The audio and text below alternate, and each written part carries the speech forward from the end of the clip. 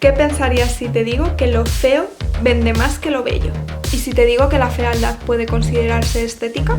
¿Y que ser fea está de moda? Hoy vamos a hablar de una de las grandes olvidadas de la historia del arte, que es la fealdad. Cómo nos influye, aunque pensemos que no, qué es lo que nos produce como personas y como consumidores, y cómo las marcas de moda lo utilizan para vender más. Así que si queréis saber por qué la fealdad es estética y por qué el feísmo muchas veces vende más que lo bello, quedaos a ver este vídeo. Hola a todas y bienvenidas de nuevo un día más a mi canal. Yo soy Monitili y hoy vamos a hablar de si ser fea está de moda, qué es la fealdad estética y cómo ha evolucionado el concepto de lo feo y del feísmo a lo largo de la historia. Porque, amigas, siempre se habla mucho de la belleza, de los cánones, de aquello que es bello, pero no se habla tanto del anticanon o de lo que es feo o de la fealdad en sí. Es como que siempre tendemos a ignorarla, a repudiarla, y en este vídeo vamos a analizar un poquito en profundidad qué hay detrás de la fealdad, que de primeras tanto nos espanta, para que veáis que la fealdad interesa, la fealdad sorprende y la fealdad vende. Y mucho. Antes de empezar quería deciros que si aún no estáis suscritos, porfa os suscribáis en el botoncito de aquí para no perderos nada del contenido, y también os quería recordar que me he reabierto Patreon por si me queréis apoyar como creadora de contenido por allí, porque además traigo muchísimo contenido extra y cosas que creo que os pueden interesar mucho, como los guiones de los vídeos, todas las referencias bibliográficas, también las referencias de todas las imágenes que pongo en los vídeos. Entonces, si queréis apoyarme y formar parte de mi aquelarre, también os dejaré en la cajita de descripción el link al Patreon, porque os estaría súper agradecida si os apetece apoyarme también por allí. También, por supuesto, en Instagram me podéis seguir porque por allí creo contenido diario extra. Y nada, dicho todo esto, empezamos. ¿Qué es la fealdad? Lo primero que quiero preguntaros y que me gustaría que dejarais en comentarios es: ¿qué es para vosotras la fealdad?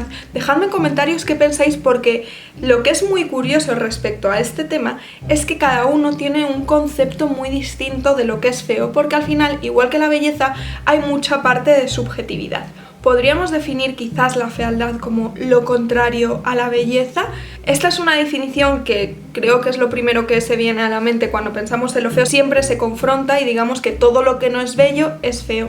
Pero, como veremos más adelante, el mundo de lo feo ofrece muchísimas más posibilidades que el mundo de lo bello, que está mucho más constreñido a reglas y cánones. También, por otro lado, podríamos decir que lo feo es aquello que nos provoca un cierto malestar, una cierta irritación, una cierta incomodidad cuando lo vemos. Y en un sentido clásico podríamos decir que lo feo es aquello que es desproporcionado, que tiene una falta de equilibrio, que tiene combinaciones de colores estridentes que nos chirría mucho a la vista, y en definitiva todo aquello que provoca en nosotros disrupciones que nos desequilibran. Cuando hablamos de belleza también hablamos de subjetividad, y aunque hay gente que opina que la belleza es algo totalmente estático, canónico, que no varía y que algo que es bello va a ser siempre bello, la realidad y la historia del arte y de la moda nos demuestra que todo lo que se concibe como bello en una época, en la siguiente puede verse como totalmente feo. Y tanto es así que, por ejemplo, esta niña, que como veis es bellísima a nuestros ojos del presente,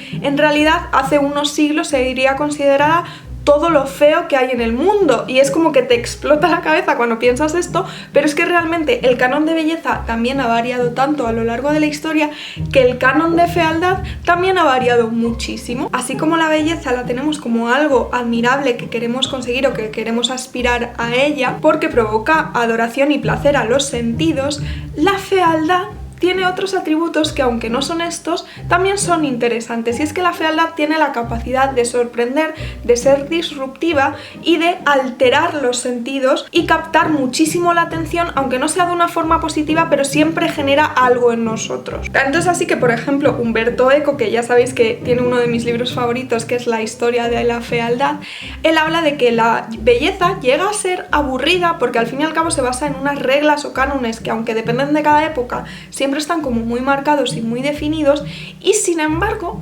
la fealdad tiene mucha más libertad. ¿Por qué?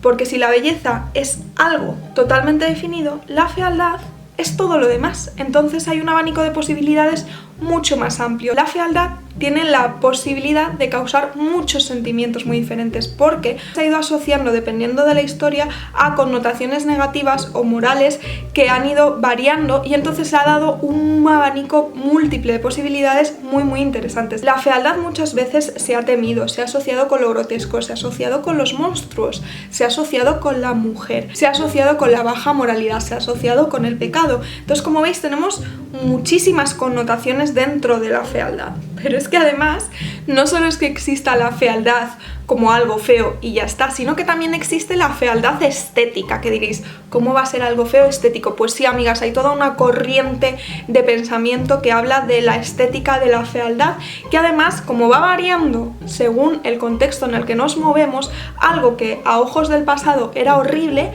a ojos del presente, por ejemplo, lo vemos como algo bellísimo. Y es que la atracción por la fealdad no es algo nuevo.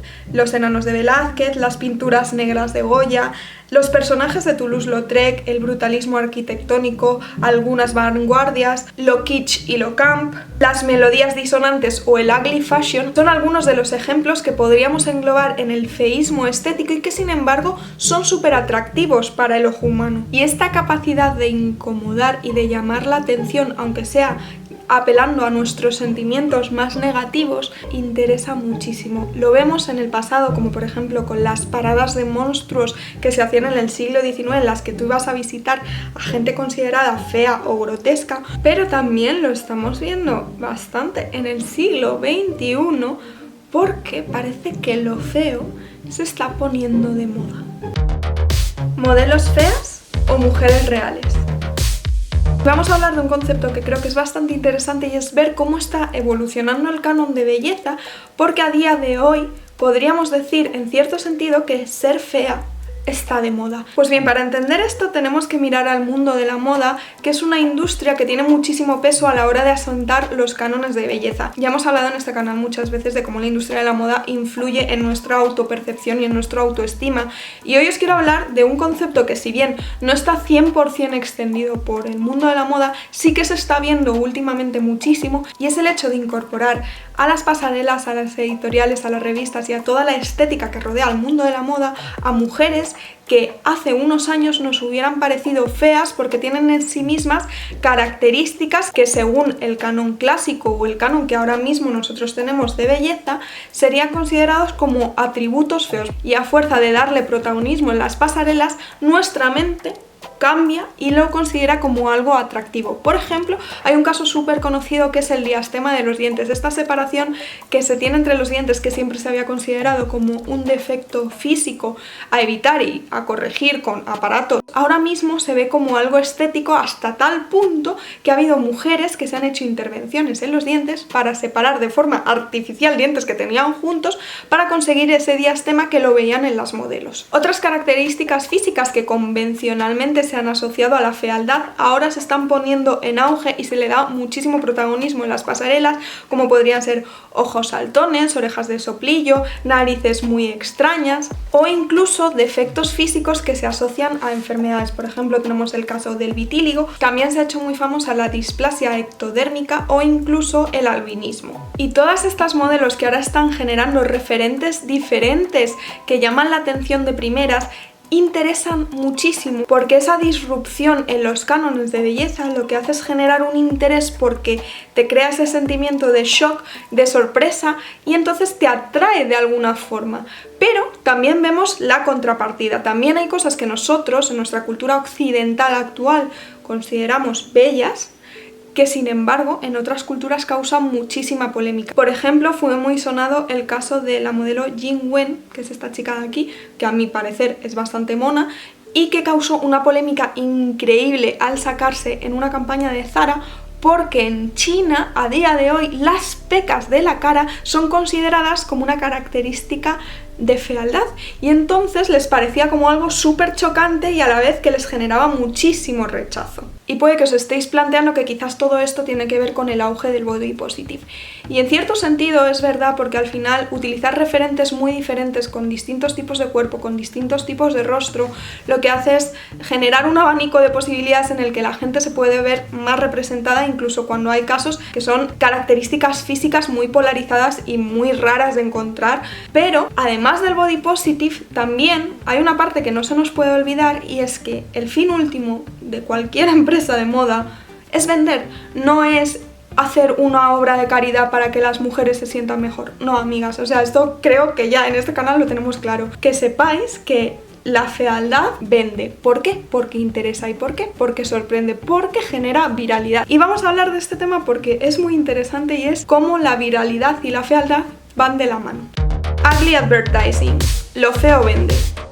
Pues sí, amigas, lo feo vende, y mucho. Vamos a centrarnos en ese apartado en la industria de la moda, aunque también os podría hablar de la industria de la publicidad, porque lo que se está viendo es que el auge de la normalidad e incluso de la fealdad hace que el público se sienta más identificado y compre más. Si nos fijamos en la moda, realmente ha dejado de perseguir obsesivamente la belleza y nos propone siluetas y prendas que pueden ser considerados extravagantes, chocantes o incluso feos. Lo hortera también llama muchísimo la atención y vende, y tanto es así que, por ejemplo, ¿os acordáis de las sandalias con calcetines? Que aquí, por ejemplo, en España siempre lo hemos considerado como algo guiri muy feo.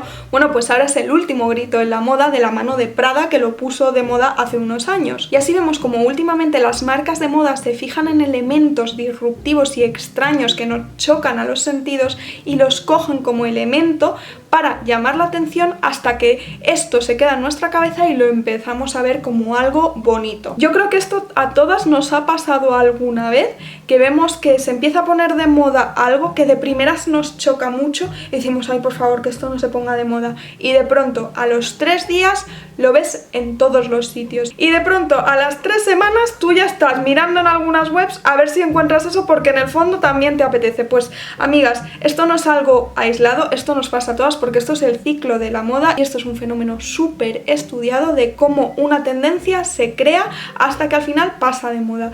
Primero, la tendencia no la lleva prácticamente nadie, solo los prescriptores de moda. Después se produce un auge en el consumo muy exagerado, que es cuando llega a la gran masa, y después se produce un declive. Pero la realidad es que de primeras hay muchas modas que nos resultan chocantes y que de hecho están pensadas para eso, porque de hecho si de primeras cuando sale una tendencia directamente nos parece bonita, es muy probable que es porque ya estemos acostumbrados a ella, porque ya la hemos visto muchas veces, y entonces probablemente ya tuviéramos algo de eso en nuestro armario y no gastaríamos en ella. Así que sí, efectivamente, amigas, las marcas de moda lo que buscan es crearte esa disrupción en el cerebro, ver algo que de primeras te choca pero que luego te atrae y luego te gusta y luego lo quieres y luego lo compras. Pero aunque esto funciona así, en la época contemporánea hemos visto cómo se ha exagerado muchísimo más. ¿Y por qué? Porque al final hay una globalización y hay un consumo mucho más exagerado. Todo tiene que ir mucho más rápido, la gente no presta atención y hay que llamarles la atención lo máximo posible. Y en la viralidad lo feo tiene muchísimo que ganar.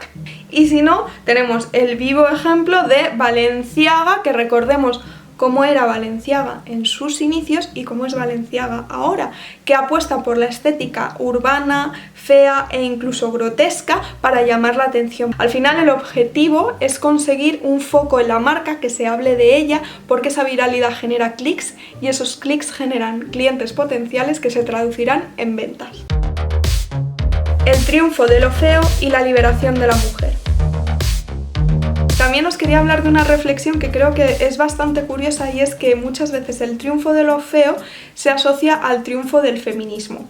No me digáis si no habéis escuchado muchísimas veces a señoros diciendo que las feministas son feísimas, que aunque se ve como un insulto, yo quiero que le demos un poquito la vuelta y lo reflexionemos, porque al final esa necesidad de ser bella o esa obsesión por la belleza y por adaptarse al canon muchas veces ha restringido nuestras libertades y ha restringido también nuestra propia autoestima y nuestra seguridad. Entonces creo que también puede ser positivo, sobre todo para las mujeres que siempre tienen tantísima presión social por ser bellas, por adaptarse a estos cánones y tal, poder liberarse un poco de eso. Creo que esa liberación de los cánones de belleza también da una cierta tranquilidad vital. Obviamente todo el mundo de primeras quiere ser bello, todos. A cualquiera que le preguntes, si le das a elegir entre ser guapo o ser feo, te va a decir que prefiere ser guapo. Es lógico, es normal, pero también el hecho de asumir con cierta normalidad que no pasa nada y que no eres menos válida por un día no maquillarte o no arreglarte, que es una palabra muy fea porque es como que tienes que arreglar algo de ti,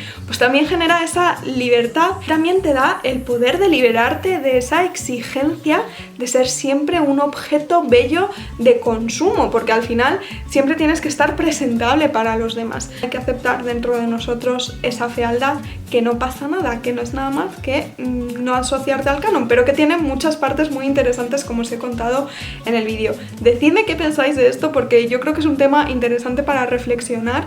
Dejádmelo en comentarios porque os estaré leyendo y espero que os haya gustado muchísimo el vídeo. No os olvidéis de darle like para que yo sepa que os interesan estos temas. Os voy a dejar por aquí mi Instagram para que me sigáis por allí porque creo contenido diario y nos vemos en el próximo vídeo.